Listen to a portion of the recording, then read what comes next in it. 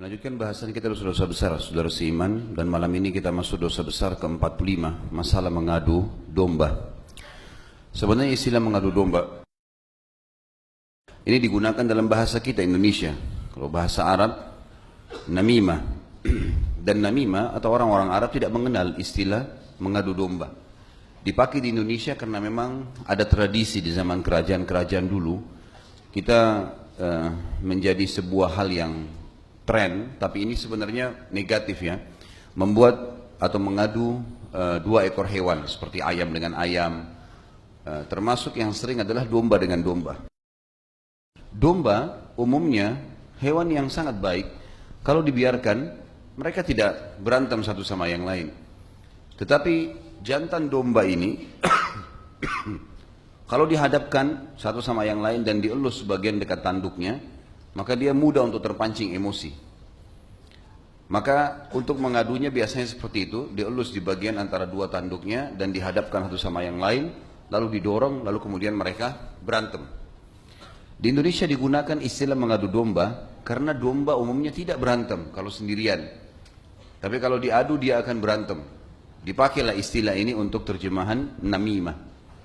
Sementara namimah sebenarnya dalam bahasa Arab adalah orang-orang yang suka mengadu dua pihak atau dua orang sehingga terjadi perseteruan di antara mereka. Itu yang dimaksud. Jadi ini makna daripada mengadu domba. Tentu ini karena istilah kita gunakan di Indonesia, tapi saya coba datangkan dulu maksud dan tujuannya baik dalam bahasa Arab ataupun dalam bahasa Indonesia itu sendiri. Membuat dua pihak teman-teman sekalian berkelahi, berseteru, bermusuhan adalah perbuatan yang haram dan termasuk dosa besar dalam Islam. Dan inilah yang dikenal tadi dengan namimah di dalam agama. Biasanya pelaku-pelaku orang yang suka mengadu domba ini adalah orang yang punya maslahat duniawi. Baik dia ingin mengambil istri seseorang misalnya atau suami seseorang, maka dia mengadu antara dua pasangan tadi. Misal dia buat atau dia memanas-manasi si perempuan, si istri agar bisa benci sama suaminya sehingga cerai dan menikah dengan dia. Atau sebaliknya, seseorang memanas-manasi suami untuk menceraikan istri lalu kemudian dia yang menikah sama si laki-laki tadi. Atau misalnya mengadu domba antara bawahan sama atasan atau atasan sama bawahan supaya saling berseteru dan salah satunya akan dirugikan dengan tujuan dia mendapatkan manfaat di situ.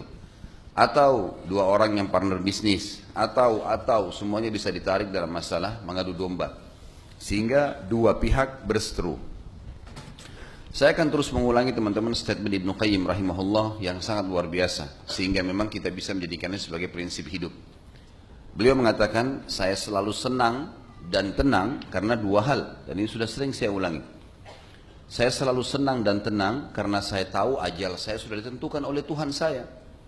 Jadi tidak akan pernah bertambah sesaat, tidak akan berkurang sesaat. Kalau 70 tahun ya 70 tahun. Untuk apa saya pikirin masalah ajal saya? Sudahlah, dia akan ditentukan. Sekarang tinggal bagaimana saya beramal. Saya selalu senang dan tenang dengan masalah itu.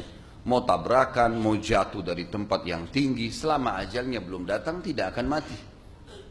Mau sehat, mau olahraga, makanannya semuanya bagus, bervitamin, kalau ajal datang dia akan mati. Dan saya selalu senang dan tenang, ini jadi saksi bahasan kita yang kedua, karena rezeki saya tidak akan diambil oleh orang lain. Ini poin yang perlu digarisbawahi teman-teman sekalian. Kebanyakan orang mengadu domba orang lain karena dia mau mengambil haknya orang lain. Istri orang lain, suami orang lain, pekerjaan orang lain, apa saja. Maka ini hukumnya haram, tidak boleh.